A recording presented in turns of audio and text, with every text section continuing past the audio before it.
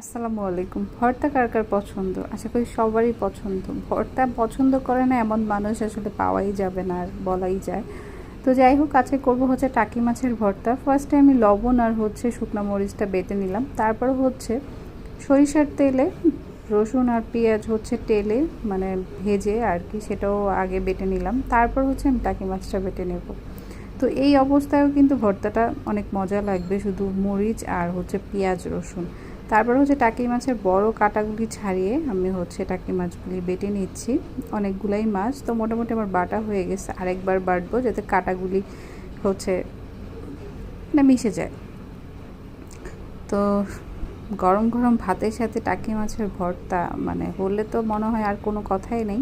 যেদিন ভর্তা হয় সেদিন আমার ভাতটাও বেশি খাওয়া হয়। আপনাদের কার কার টাকি মাছের ভর্তা পছন্দ কমেন্ট করে জানাবেন। আমার তো ভীষণ পছন্দ, আমার যে কোনো ভর্তাই পছন্দ, ভর্তা হলেই হয়।